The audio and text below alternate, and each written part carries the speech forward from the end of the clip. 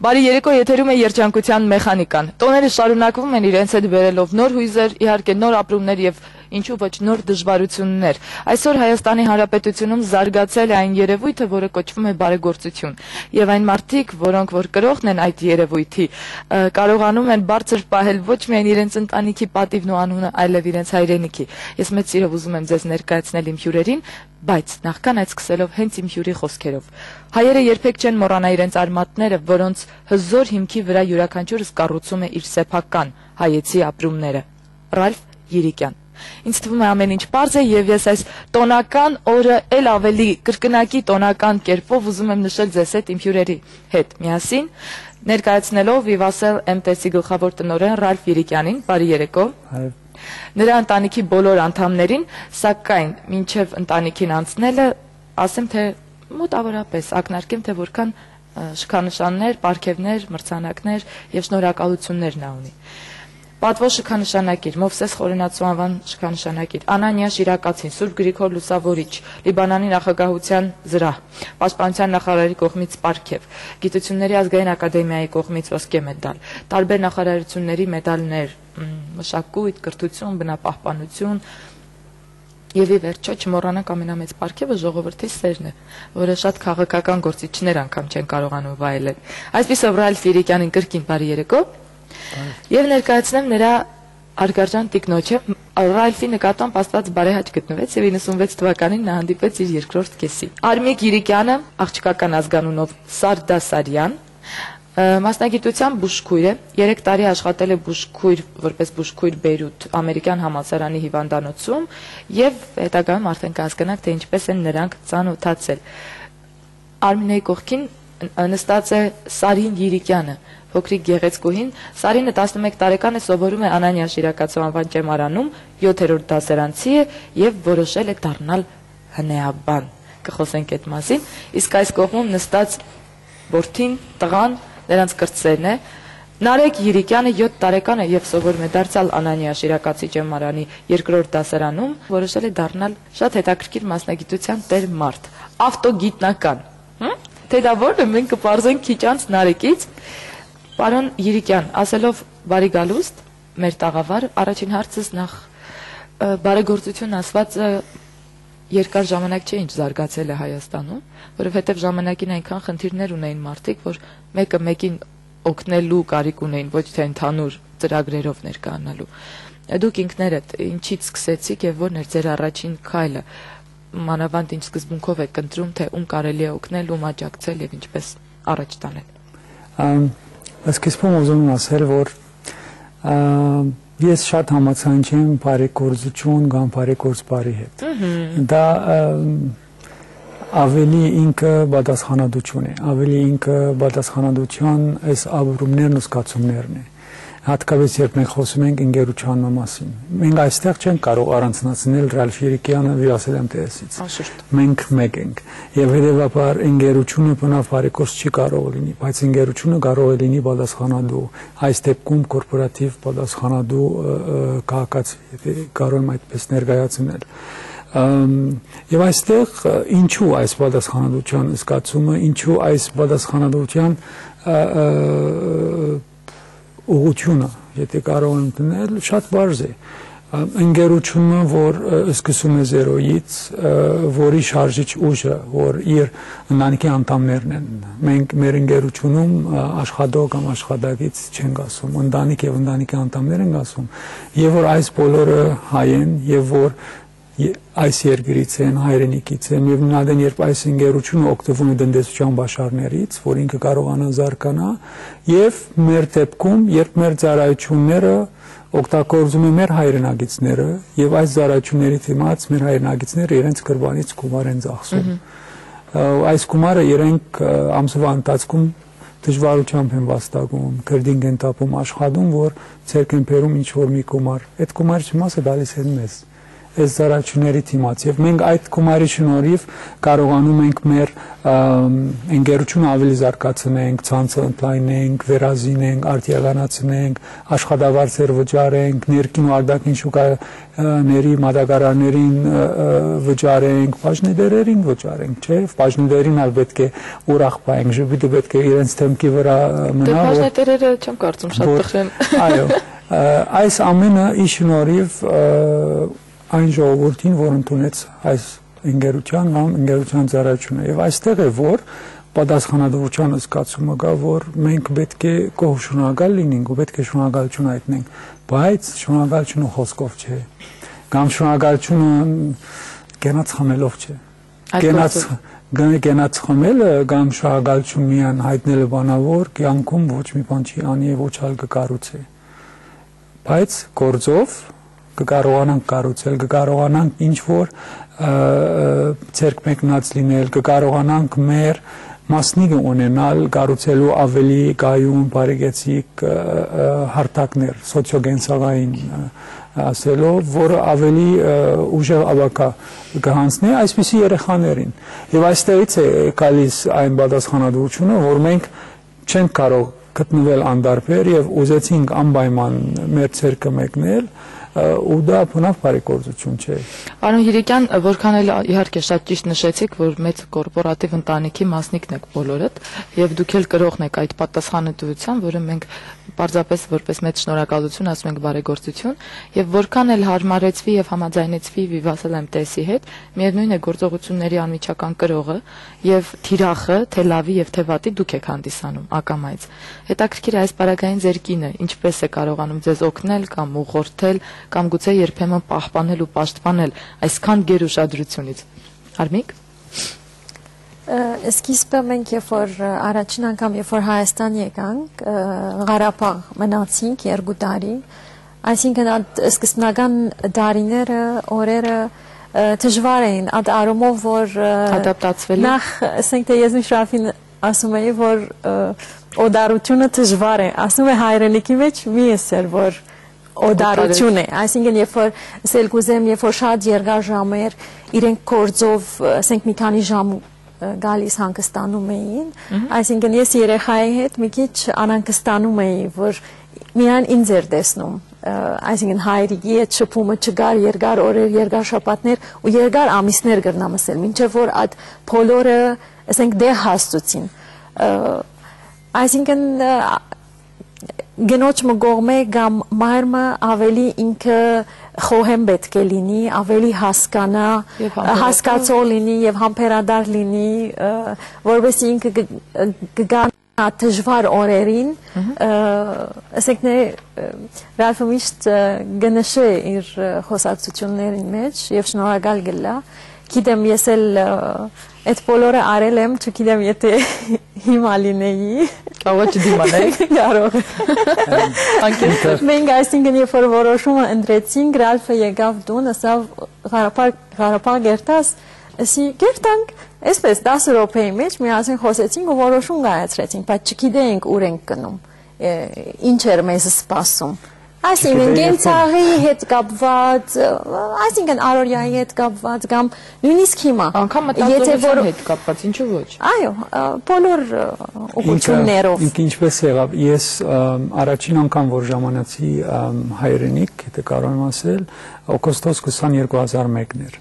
Ես մոտավորապես 40 օր կամ ամիս ու կես մնացի Արցախում, ամիջապես գնացել էի Արցախ։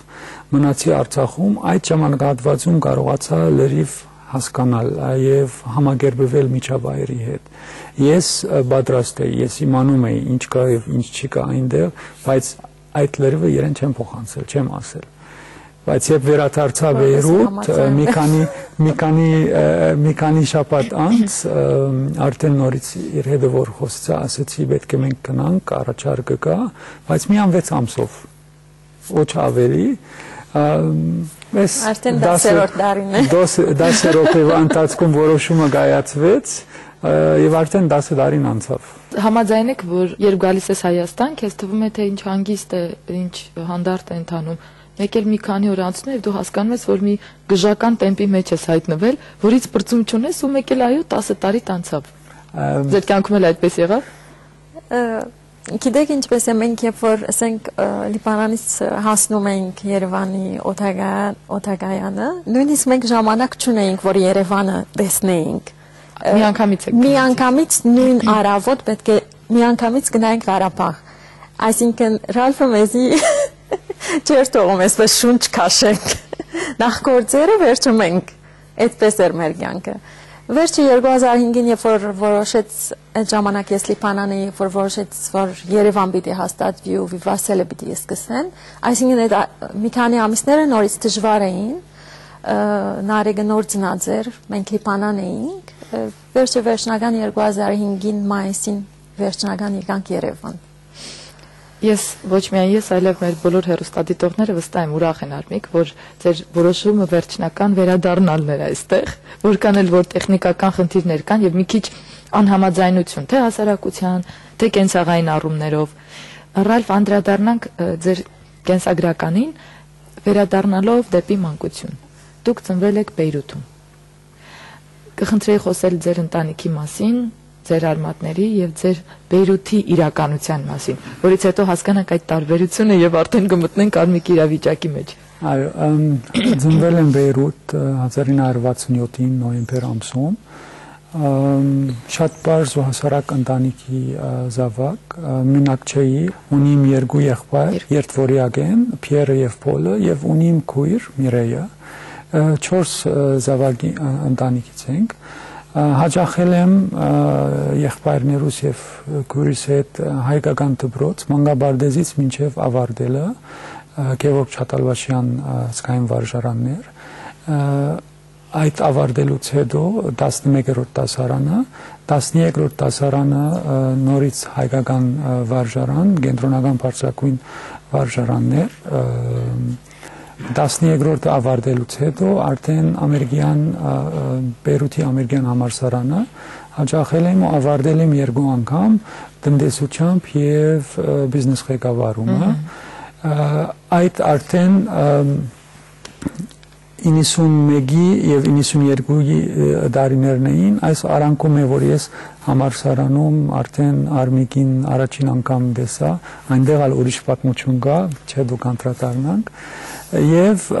իմ առաջին աշխատանքային օրերը սկսեցին համալսարանում համալսարանի գրադարանում համալսարանի Ջաֆետ գրադարաններ ամենախոշոր գրադարաններ եւ հետաքրքիրը այն էր որ համալսարանի առաջին տարիներից ես թող շատ չէի վճարում, որովհետև իմ նիշերս լավն էին, ինձ 50% զեղ չէին տալիս, միևնույն ադեն թիմել էի հիմնադրամի, որը Գատոյի գործարանում էր եւ այնտեղից հարկոմար ստանում էի եւ փակում էի մնացած գրտատոշակը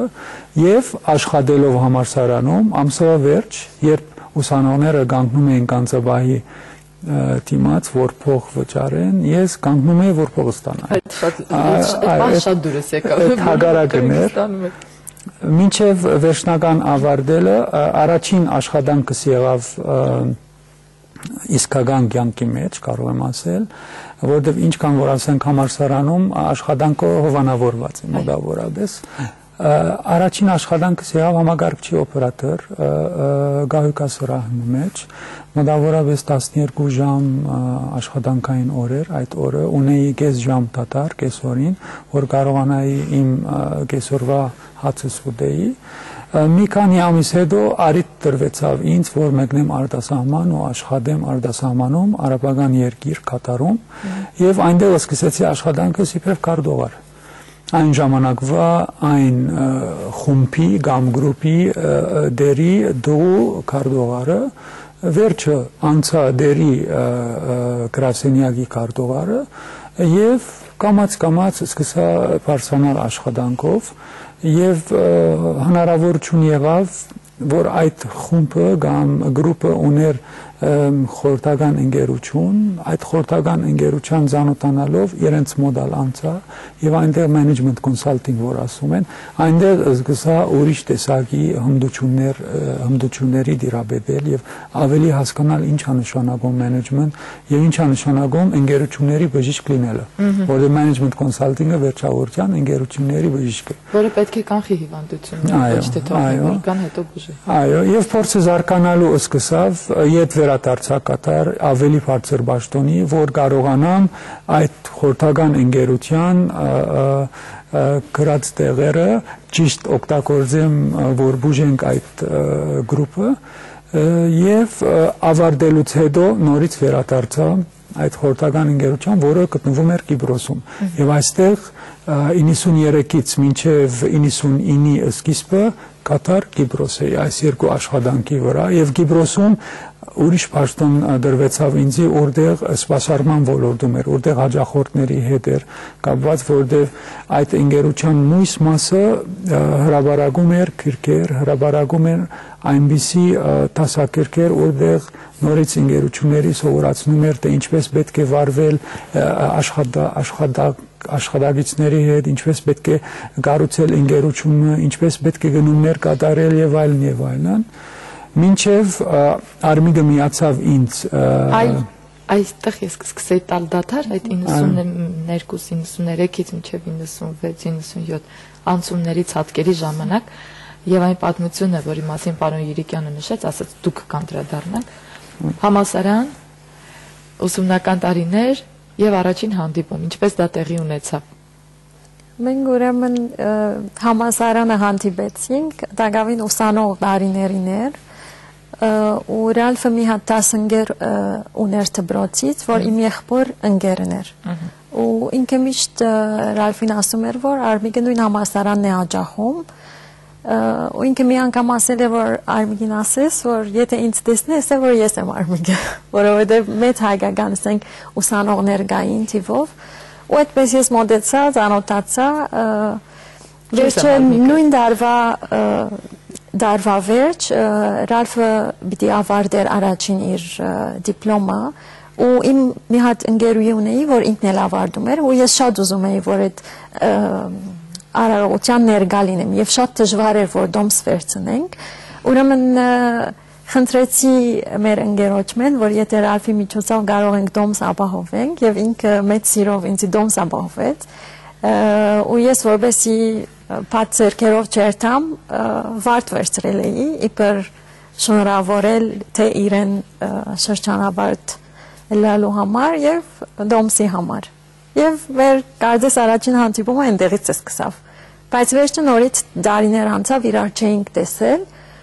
ու ես դակավին ինքը ինձ մի առաջ ավարտած է անշուշտ վերջը մի անգամ քրաթարանում բժշկական քրաթարանում հանդիպեցինք ու այսպես բարևեցի իրեն ու ես զարմացած էի այստեղ որտեղից պիտի հայտնվեր ու ասեցի այստեղ քրաթարանում չենք կարող խոսել արգելված է պետք է դուրս երթանք ու այդպես դուրս գացինք ու այդ օրվանից ինչ որ գրադարան կորցրեց Ռալֆին իսկ Ռալֆը գտավ Արմիկին այցելու էր ինքը այդ հանդիպումը բադահական հանդիպումը դեպի ունեցավ դեկտեմբեր 93-ին իսկ մեր առաջին պաշտոնական իրար հետ դուրս գալը եղավ հունվար 16 1994-ին գիրակի օրեր երբ ես գնացել էի Արմիգենց տունը եւ ինքը այնտեղ չէր եւ վսագի էր ու ես իր ողորմած մայրիկի հետ նստած խոսում էի նույնտեղ չիմնաց խոսել այլևս ժամացույցին նայում եմ Արմիգը չի գա վերջը Արմիգը հայտնվեց եւ այնտեղից սկսավ մեր ճանապարհը բացառիկ տղամարդ է որը հիշում է եւ առաջին հանդիպումը տարեթվով ամսաթվով օրով տեղով եւ պաշտոնական ժամադրությունը եւ վստահ եմ նաեւ հարսանիքի օրը որովհետեւ տղամարդկանց մեծ մասը չի էլ հիշում թե իրենք երբ են ամուսնա միշտ ասում են այսինչ թե այնինչ ամսաթվին էր Արմիկի հետ որոշումը կայացնելու գալ Հայաստան եւ ինչպես նշեցիք առաջին անգամ 2001 թվականն էր երբ ինքներդ եկաք մինչ այդ առիթ չէր եղել թե չէիք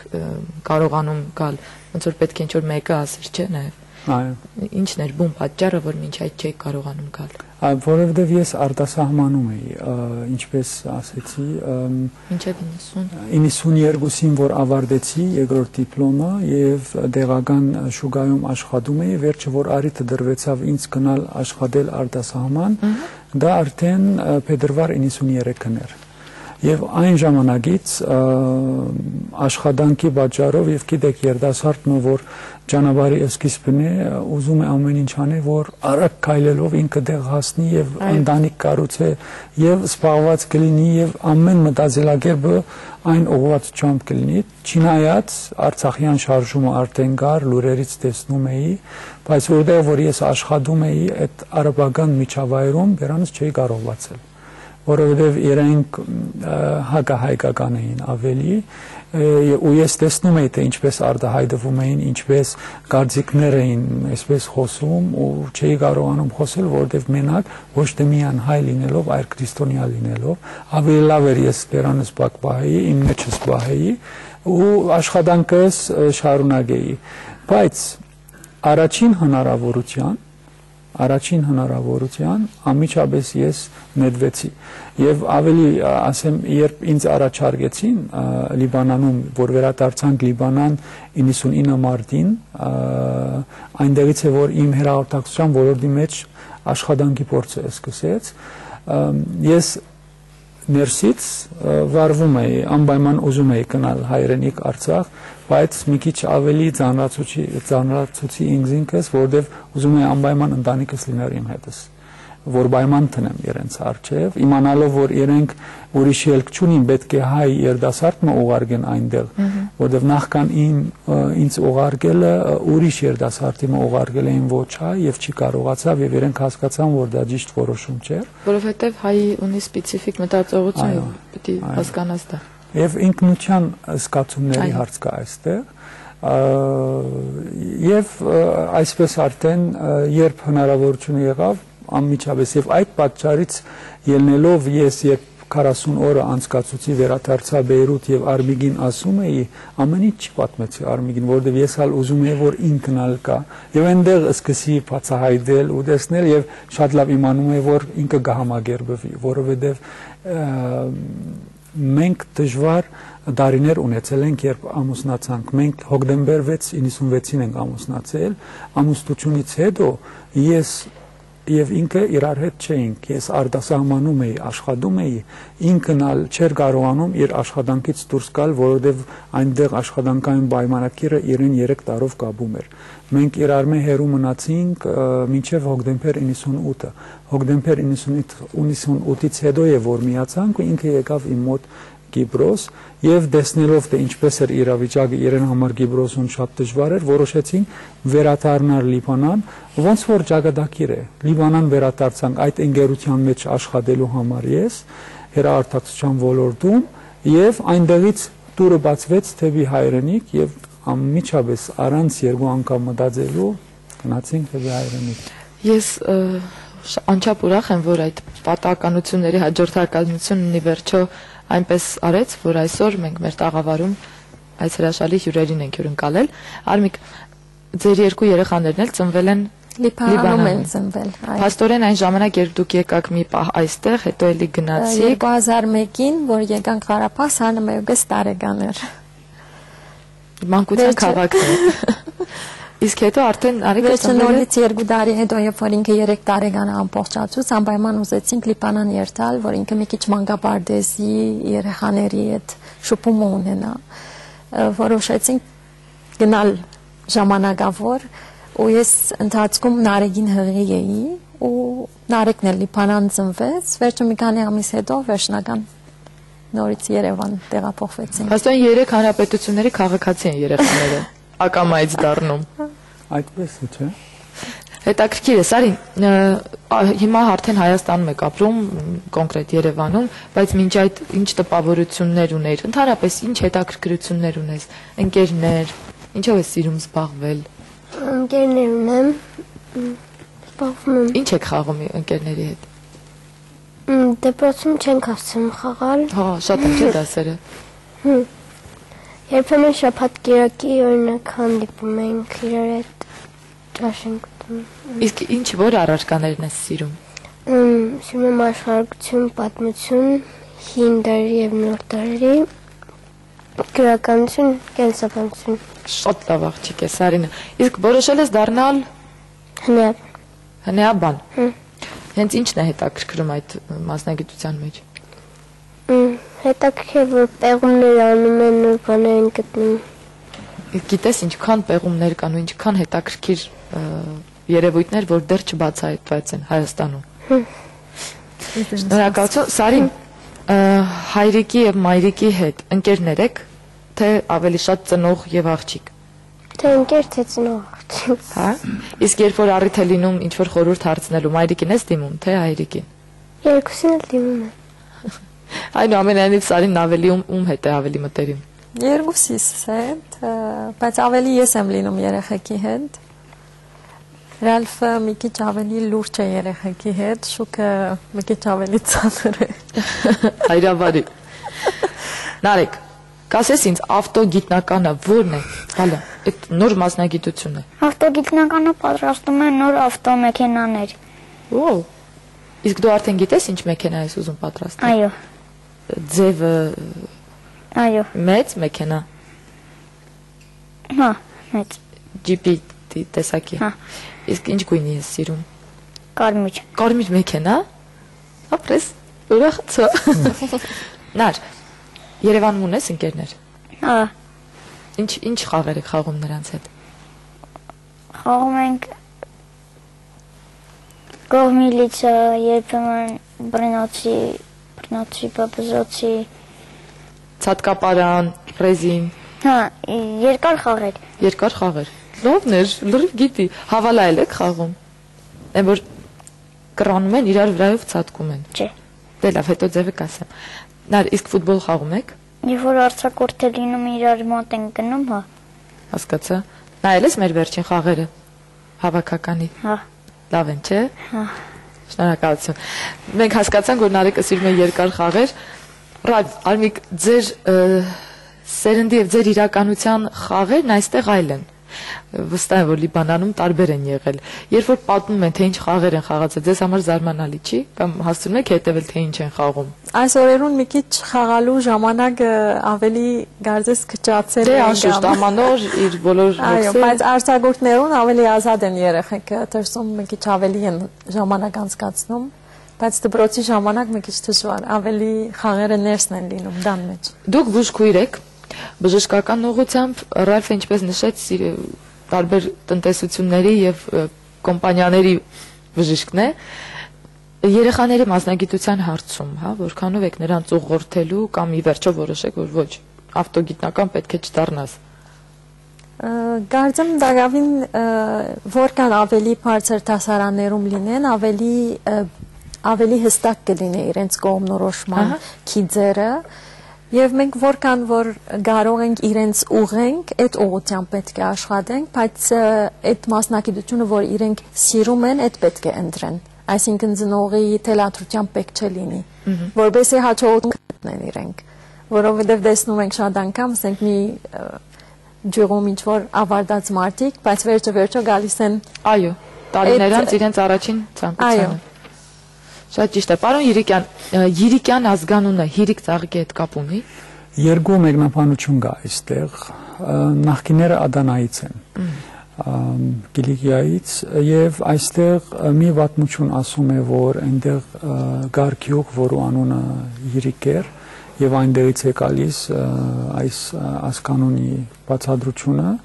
եւ կա ուրիշ բացատրություն, որ վերջերս իմացել եմ, Յիրիկ բառը գալիս է ոնց որ արհեստ մներ, երբ վերնաշաբիկներ էին պատրաստում այն ժամանակին, այն ձագի մեջ որ կոճակը, շաբիկի կոճակը պետք է մտնի, այն օղակը գոչվում է Յիրիկ։ Եվ այո, կարող է նախկինները եղել են այսպիսի գործի վրա, բայց հստակ փաստացի բացատրություն չկա։ Հետաքրքիր է։ Դուք բոլորդ գնացել եք եւ հայկական մանկապարտեզ եւ հայկական դպրոց, ինչպես նշեցիք, բայց եթե ես չեմ սխալվում, ձեր մայրը հայերեն չի իմացել։ Հայրիկս հայերեն չգիտե։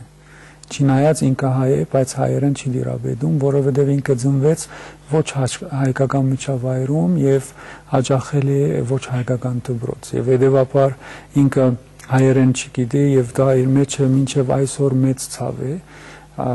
բայց այնպես եղավ որ երբ հայրիկս ու մայրիկս ամուսնացան հայրս շատ էր ուզում որ իր երեխաներին հայկական դպրոց ուղարկե ու մայրս իր կողքը կանգնեց ու օգնեց այս հարցով եւ Երանի ես կարող եմ ճիշտ ներկայացնել թե ինչպես մայրիկս հայերեն չիմանալով ինձ ու իմ եղբայրներից դեռ քույրս չկար այն ժամանակ մեր ու քույրիկի միջև մոտավորապես 9 տարի տարբերություն կա նստեցնում էր սեղանի շուրջ կանոնը իր ցերկում եւ ստիպում էր որ հայերեն գարտայինք ու մենք փոքր դարիքին գիտեք դղա երեխեքը մի քիչ շարժուն են լինում, աշխուժ են լինում։ Ուզում ենք ծիծաղենք, այո, բայց վախենում ենք, որտեղ մայրիկը նստած էր մեր դիմաց ու կարդում էինք։ Եվ մի քանի անգամ գրգներ էլ տալիս մեզ, ու մենք չենք հասկանում թե ինչ էր անում։ Վերջը մեծանալուց հետո հասկացանք թե այդ կինը ինչ էր անում եւ ինչի համար այդպես էր անում եւ ավելի հասկացանք թե ինչքան ինքը սիրում էր իմ հայրիկիս որ ուզեցել է իմ հայրիկի պապակը ու ցանկությունը անպայման իրականացնել իրենց երեխաների մեջ ու այսօր մենք արդեն մեծացել ենք հայ ամուսնացած հայ աղջիկների հետ ունենք հայ երեխաներ մեծացնում ենք այսպես ասած հայ ընտանիք եւ կարծում եմ դա ամենամեծ ու ուրախանալի վարկևն էր որ զավակը կարող է իր ծնողքին այսպես ներկայացնել կամ վարկևել Բրավո, իհարկե, դա անհավանական պատմություն է։ Դուք որերորդ ծերունդն եք ստացվում, որ ծնվել է Լիբանանում։ Երկրորդ ծերունդը։ Իմ մեծ հայրիկս Մարտիրոսը մոտավորապես 13 կամ 14 տարեկան էր, երբ կախտեցին Ադանայից։ Ինքը մեր ցեղասպանությունը հայերի սկսեց 1908-ից, Ադանայի չարտերից, ապրիլ 1908-ից, վերջը շարունակվեց ավելի մեծ մայիս 1909-ին, մինչև Կակատնագետը 1915-ին։ Իրենք եւ որ կախտեցին, հասել էին Հալեբ այդ տարիներին 3 զավակ էին իմ մեծ հայրիկս Մարտիրոսը իր եղբայրը Լուտֆիկը եւ իրենց քույրիկը Երանոհին բայց Հալեբ ժամանելով ամենամեծ հայրիկը այսինքն Մարտիրոսի հայրիկը որը անունը Հարություն էր եւ իր մայրիկը Սիրունն էր Սիրուն Ադալյան Հալեբում ստիպված պետք է աշխատեին որ բահային իրենց 3 երեխաները եւ ինչպես ինձ հասնում է պատմությունները իրենց միայն առաջարկվեց աշխատեն աղբահավաքով եւ կասեին որ Հարություն Երիկյանը բավականին գործեր ուներ գործարար էր եթե կարող եմ ասել եւ այս աղբահավաքով զբաղվելը իր վրա շատ ծանր նստեց եւ ինքը շատ չդիմացավ ու մահացավ եւ իր տիկինը Սիրուն Ադալյանը 3 օր անց մահացավ եւ այդ երեխաները մնացին որբ եւ այնտեղից արդեն բաժանվեցին գնացել են որբանոցներ եւ որբանոցներում մեծացել են ու իմ մեծ հայրիկս Մարտիրոսը երբ մոտավորապես 20 տարեկանի շուրջ եղավ մտավ ու սկսեց ծառայել ֆրանսիական բանակը այն ժամանակ ֆրանսիական բանակը գտնվում էր Լիբանանում եւ Սիրիայում որ աշխատավարձը ստանա կարողանա իր ապրուստը ապահովի ու մեծանալով մեծ դարիքին ինքը ամուսնացավ տեղական աղջկամը հետ իմ տատիկս անունը Անիսե էր կամ Անիտա ես իրեն չեմ հիշում որովհետև ինքը մահացել է ես դեռ շատ փոքր էի ու արդեն իրենք տարիքով շատ մեծ էին եւ ունեցել են 3 զավակ իմ հայրիկը որ ամենափոքրիկն է իմ հայրիկս եւ 2 աղջիկ մեկու անունը Սիրուն էր որ ամենամեծն էր եւ միջնեկը Ժորժետն է եւ հայրիկս է որ զավակ ունենալուց հետո ու արգեց հայկական դպրոց մույս հորքուրներս Սիրունը ու Ժորժետը Սիրունը զավակ չի կարողացավ ունեցալ Ժորժետը ունեցավ 3 զավակ բայց 3-ն ալ արդեն կարող եմ ասել որ ծուլվեցին որովհետև ոչ հայու հետ եւ արդեն արաբական աշխարհի մեջ են գտնվում Վստահ եմ, որ մի գեղեցիկ օր նրանց սերունդները ինչ որ կերպ իմաց կտան այն մասին, որ հայեր են, այնուամենայնիվ Սարդասարյան ազգանունը, եթե կարելի է հակերճ, որտեղից է գալիս։ Հաջնեն են, թե հոր կողմից, թե մոր կողմից։ Իսկ գաղթել են։ Այո, նորից գաղթել են ու հասել են Լիբանան, Լիբանան էլ մի շրջան կա, որը հիմա ներկայումս էլ Հաջն է կոչվում, այդտեղ իրենք գտնվել են, վերջը ավելի երբ որ կարողացել են իրենց բարելավել, այսինքն ուրիշ շրջան են անցել։ Շնորհակալություն։ Հետաքրքիր է, ընտանիքում, երբ մանավանդ ունեք ճամփորդությունների մեծ քարտեզ եւ աշխարհը ձեր ոտքի տակ է ու որքան էլ դա հաճելի երևույթ է, հաճախ նաեւ դժվարացնող ընտանեկան պայմանները։ Առաջին այն ամենակարևոր թանկ բաները ինչերն եք ձեզ հետ վերցնում, երբ պետք է գնաք ճամփորդության։ Աշխատանքային ճամփորդությունները ես շատ եմ այլևս սուտում, որ չճամփորդեմ, ինչ այլոց։ Հոգնելուց բացի, գիտեք, դարբեր զգացում է, կարող է շատերը չեն ապրում այս զգացումները։ Այդ բահին, որ նստեմ օտանավակայանը Երևանում, արդեն ինչ որ ծանր զգացում նստում է սրտիս վրա։ Թեկուզ ես պետք է գնամ իմ ծննդավայրս տեսնելու իմ հայրիկին ու մայրիկին ու այսօրվա դրությամբ միան այդ պատճառը, որ ինձ քաշում է կամ ցկում է դեպի այնտեղ ծննդավայրս։ Երբ այն բահը գկա, որ ես պետք է վերադառնամ Երևան, դա ամենաուրախանալի բահն է ու անհամբեր կդառնամ եւ ուզում եմ մի ժամ առաջ լինել օրինակ Բեյրութի, Մոսկվայի կամ այլ ուրիշ մայրաքաղաքի օտանավակայանը, որ ես ժամանեմ Երևան։ Հենց ինքնաթիռը վայրը չկատարե Երևանում, այնպիսի հանգստություն գկա իմ վրա կամ այսպիսի զգացումը, որ մարդ կզգա հանգիստ, չեմ կարող բացատրել, թե ինչն է պատճառը, բայց մյուս կողմից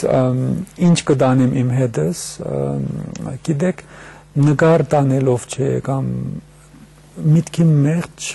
կենտանի կամ ողջ պահելով է, որոշ հիշողություններ, որոշ զրույցներ, որոշ արարքներ, այդ է որ մարդու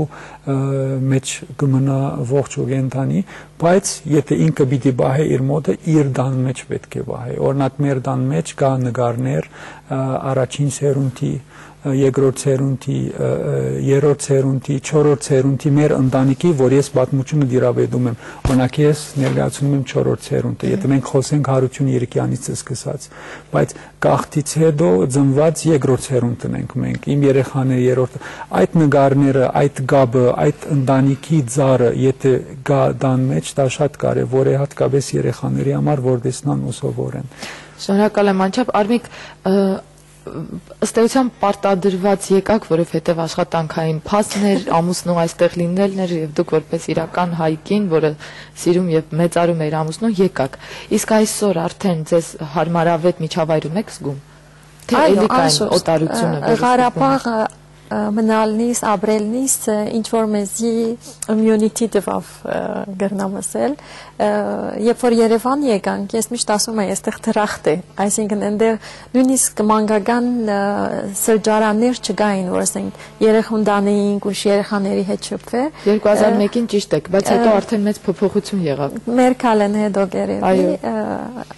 Այդ ժամանակ փորձում էի ես մեր թաղի, ասենք թե մեր թրացիների երեխաները մեր դանը հավաքենք ունենալ, որ գրնաս քոյադեվել։ Այսինքն մարդ ինքը պետք է հարմարվի այդ պայմաններին ու եթե միան փողոքեին, կարծեմ հաջողության վիճի հասնեին։ Վստահ եմ, որ այդպես է։ Երևանյան ինչ ավանդույթ է ձևավորվել ձեր ընտանիքում։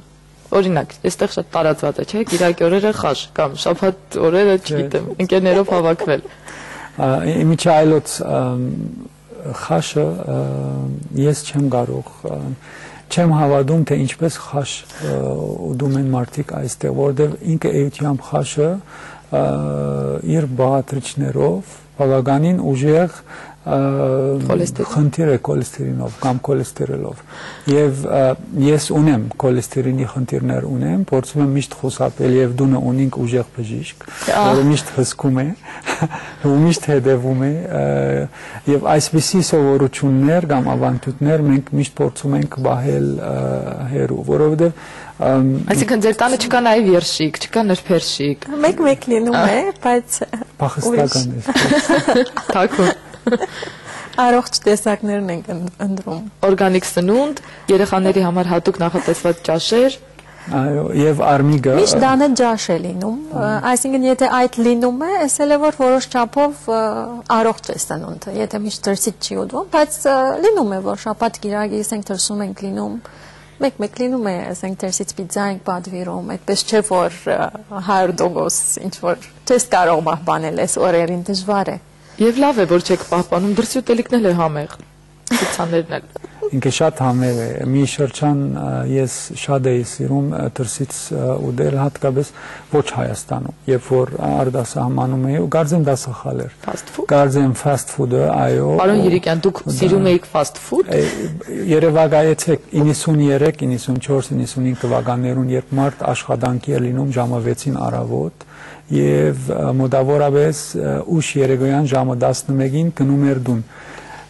Իր ավտոյով կանգնում էր, այնտեղ drive-thru էր կային, պատվիրում էր, վերցնում էր իր հետ, գնում էր դուն, ոչ կարող ես ճաշ պատրաստել, ոչ պիտի մի պատար ուտես, վերջը կնես։ Այնտեղ արդեն սխալը կատարվում էր ու դա կարծում եմ որ ստեղծեց այդ կոլեստերինը իմ մարմնի մեջ, մինչև արմիգին ծանոթանալը եւ արմիգին շեֆություն անելու սկսելը եւ ավելի առողջ սնունդ եւ այլն հերացա ու հերու մնացի fast food-ից, չնայած ժամանակ առ ժամանակ երբեմն մարդ ունենում է ցանկություն։ Այո։ Եվ արդյունություն տալիս է երբեմն որ օգտվեմ, բայց շատ քիչ։ Փաստորեն շեֆությունը տան ձեր ձեռքերում է։ Լավ, առավոտյան քանիսին եք արթնանում ընտանիքով։ Ռալֆը շատ կանուխ է արթնանում, ժամը 5-ից արթնանում է։ Մարդիկ այստեղ 5-ին նոր քնում են։ Այո։ Պարոն Երիկյան, 5-ին որ արթնանում եք, ուր եք գնում այդ ժամին։ 5-ին որ արթնանում եմ սովորական, այսինքն բարդականությունները անելուց հետո բարապվում եմ օրու մեջ այս տարի է որ ես սկսել եմ աշխատանքի գնալ 7:15-ին, որովհետև ես խոսք տվեցի Արմիգին մի քիչ փոխելու եմ աշխատանքային ժամերս։ Իսկ առաջ երբ եք գնում։ 6:15, 6:30։ 10 տարի անընդհատ այդպես էր։ 6:15 փողոցում մարդ չի լինում։ Հաճելին այդ է, հատկապես ծմրանը, երբ ցյունած է լինում, ճանապարհները սպիտակ օհարդ, ու առաջին անցնողը լինում էի ես, երբեմն վարորդի հետ, ու այդքից ավելի հաճելի զգացում չէր լինում, հատկապես երբ օդ է շնչում մաքուր օդ։ Ու մինչև հիմա հաճելի է, երբ ես դունից դուրս եմ գալիս ժամը 7-ին կամ 7:05 կամ 7:15, շատ հաճելի է, եւ վերադառնում էի շատ ուշ երեկոյան դուն։ Այս վերջերս է որ սկսել եմ 8-9 առանքում վերադառնալ դուն, որովհետեւ ցկտում եմ որ երեխեքին տեսնալ նախքան իրենք մտնեն կնելու կամ առավոտը ուզում եմ 5 կամ 10 րոպե իրենց հետ նախաճաշ անել ու ես հասկացա որ տարիների ընթացքում ինչ եմ բաց տողել երբ երեխեքը մեծանում էին այս առավոտվա ժամերը շատ քաղցր են եւ իրիկվա այս ժամերը երբ իրենք ուզում են մտնեն անգողին ու գալիս են հայրիկին ասում են բարի գիշեր ու մի քիչ այսպես փոքրիկ համբուրով դա շատ կարեւոր է եւ երևի ես աշխատանքային ժամերի վրա Էլի աշխատիմ եւ 2012-ին մի քիչ ալ գրջադեմ, որ ավելի ժամանակ ունենամ անցկացնել։ Մենք ոնց որ կորցնում ենք Ռալֆ Երիկյանին աստիճանաբար, նա գնալով կրճատում էր աշխատանքային ժամերը։ Արմիկ, իհարկե ընտանիքում ամենաբարդը ստեղծել կանոնավոր կարգապահ վիճակ Եվ ոնց հասկացա ձեր ընտանիքում այդ խնդիրը չկա, որովհետև մարդը հստակ գիտի, ընդհակառակն փորձում եք մի քիչ հետ բերել։ Իսկ ընդհանուր առմամբ, ինչն էր ամենաբարդը ձեզ համար, ընտանիք կազմավորելիս, եւ այսօր արդեն ինչպիսին է ձեր երևանյան ընտանիքը։ Նորաբսակ զույգի համար մինչև իրենց սեփական տունը չունենան, ասենք թե տարիների ընթացքին, կարծում եմ այդ ամենակարևորն է։ Մեկ որ մի հատ քու դունը ունենաս, ասենք մեր բարակային, որ մենք տարիներ, մենք պսակվեցանք 2 տարի նույն դեղում չէինք ապրած։ Ու անընդհատ Այսինքն ես Լիբանանում աշխատում էի ու ինքը միշտ ճամփորդած էր։ Ես ամեն անգամ ասենք 2 ամիսը 1-3 ամիսը 10 օր ինչ որ արձակուրդ օրերս պահում էի շաբաթ կիրակիներս, որ գնայի իր մոտ 10 օրով, կամ եթե ասենք զադիգ էր լինում կամ նոր տարի ինքը գալիս էր Լիբանան։ Այդպես 2 տարին մենք քլորեցինք։ Ամենակարևորը որ երբ որ դու կարողանում ես արդեն հիմքը տնել ու վրան շարունակել, ասենք այդ ժամանակն է որ դու հանգստանում ես եւ մյուս հարցերը ասենք դան հետ կապված կամ ինչ որ է, այլևս նրանք քեզի այդքան ասենք այդ մեծ հարցերը չեն լինում։ Շնորհակալություն։ Նոր տարին արդեն թակում է մեր դուռը, այսօր արդեն ամսի 30-ն է, դեկտեմբերի, եւ մի քանի ժամից կարելի է ասել տարին կփոխվի։ Ինչ տվեց անցյալ տարին, արդեն անցյալով խոսենք 2011-ը եւ ինչ նորություններ է սպասվում գալ 2012-ին, մանավանդ երբ բազում բարեգործություններ եղան անցյալ տարիների ընթացքում, սկսած բյուրականի աստղադիտարանի արդիականացումից, մինչև ազգային գրադարանի վերանորոգում, մինչև տարբեր դպրոցներ, հիվանդանոցներ, Վանաձորի 20 ընտանիքների ապահովություն, այսինքն կարող եմ ցուցակը շարունակել անվերջ, իսկ ամփոփելով ձեր գործունեությունը թե բարեգործական առումով, թե անձնական, ընտանեկան եւ թե գործնականով, ինչ է 2012-ը բերելու։ Նույն ճանապարհը շարունակվում է կամ շարունակվելու է։ Այս ծրագրերը կանգ չեն ունենալու, որովհետև, ինչպես ասեցի, դա պատասխանատվություն է։ Մենք իբրև ընկերություն հավատում ենք, որ դա միակ ճիշտ ուղին է ու առողջ աշխատանքավոճն ու մտածելակերպն է։ Միայն ցանկություն կա երևի 2012-ին տեսնենք այլ ուրիշ ընկերություններ, որ սկսեն հետևեն միևնույն ուղին, որովհետև դա միակ ճիշտ մոդեցումն է, որտեղ մասնավոր հատվածը եւ հասարակությունը ցերկ-ցերկի կտան, որ ավելի բարեկեցիկ եւ գայուն սոցիոգենսաղային պայմաններ ստեղծենք հայրենիքում, որը կհանդիսանա ավելի գայուն աբակայի հիմքեր։ Իսկ ինչ վերաբերվում է ընկերությունը անընդհատ արդեն շարունակելու է ավելի զարգացնել իր կարողությունները, արդեն մենք ականատես եղանք վերջերս վերազինման գործընթացքի մեր բաժանորդները զգացին դա, երբ խնդիրներ ունենում էին զանգ կատարելու ընթացքում, բայց դա արդեն անցումային էր, որտեղ մեզ պետք էր վերազինեինք ցանցը, այսինքն հզորացնենք, որովհետև շատացնել, հզորացնել եւ փոխել տեխնիկան, գոբիտ ասած, հին երկաթահանել, փոխարինել նոր երկաթով, ավելի արտիական նորարար տեխնիկայով եւ ծրագրերով, որ մենք կարողանանք ավելի մատչելի, ավելի նոր, ավելի գրավիչ առաջարկություններով եւ ավելի բարձր որակով մտնել 2012 շուկայում, հատկապես շուկայի առաջադար լինելը բավական հեշտ բան չէ, մեծ պատասխանատվություն է ու մենք պետք է ավելի ամրապնդենք այս առաջադարությունը եւ միշտ երբ ասում ենք կամ ասել ենք մեր բաժանորդներին սպասեք ավելին, այս խոսքի դերը պետք է լինենք։ Եվ առիթից օգտվելով ուզում եմ ասել, որ 2011-ը վատը տարի չէր եւ նայած ինչպես մարդ կնայի տարին եւ միշտ պետք է նայենք աբակային լավադեսությամբ, լավ դրամատրությամբ, հուսալի եւ միշտ ինչպես ասում են, եթե ժպտաս կյանքը քեզ կժպտա, անկախ ինչ դժվարություններ ասպասվում կամ ինչ են լինում մարտահրավերները, միշտ այս բարի մոդեցումով որ նայենք, լավադեսությամբ որ նայենք, կհաղթահարենք եւ կանցնենք ինչու՞ չէ 2013-ին, այս է իմ ցանկությունս մեր ժողովրդին, մեր բաժանորդներին, մեր բոլոր հայրենակիցներին։ Շնորհակալ եմ անչափ, շնորհակալ եմ Սարին, կշնորհավորես նոր տարին։ Հա, շնորհավորում եմ նոր տարին։ Շնորհակալություն։ Իսկ ինչ ես ուզում, որ Զմեր պապը քեզ նվեր բերի։ Ու նայած միանգամից ես կողմ հայրիկին։ Այս երեխաները կոնկրետ գիտեն Զմեր պապիկը որտեղ է ապրում։ Նար ինչ ես ուզում նոր տարուն նվեր։ Ես չգիտեմ։ Չնայած ինքը ինչ որ բան գրել է, ուղարկել է Զմեր պապիկին։ Նամակդ գրել ես արդեն։ Լավ, գաղտնիքները չբացահայտենք, որպեսզի կատարվի։ Սիրելի հեռուստադիտողներ, ես հիշեցնեմ, որ այսօր հրաշալի մի ընտանիք էր մեր տաղավարում եւ իհարկե չէր կարող այլ կերպ լինել այս նախատոնական կամ արդեն տոնական օրը, երբ բոլորս պատրաստվում ենք արագ-արագ մեր տներում, իսկ կյանքի ամենակարևոր գրավականը սերն է։ Այս սիրո պատրաստություն չի լինում, այն կամ լինում է կամ ոչ։ Շնորհակալ եմ անչափ, որ այսօր եկաք եւ մեր հեռուստադիտողներին էլ ավելի ողջավորեցիք։ Իսկ ես ավարտելով ուզում եմ ասել 2012 թվականին սեպտեմբերի 21-ին մենք կտոնենք մեր անկախության 21-ամյակը։ Սա շատ հետաքրքիր խորհրդանշական թիվ է եւ ես ավարտելով կասեմ Գարիկի Նժդեի խոսքերը. հայրենիքներն ապրում են հայրենասիրությամբ եւ կործանվում նրա պակասից։ Քանի դեռ կան այսպիսի գործող, ապրող, աշխատող եւ լուսավոր ընտանիքներ, հաստատ հայրենասիրության պակասից մեր հայրենիքը երբևիցե չի հիվանդանա։ Եվ տա Աստված այն լինի միշտ առողջ։ Նոր հավուր ամանոր եւ սուրբ ծնունդ, բարի տարի, հզոր վիշապի ուժեղ տարի։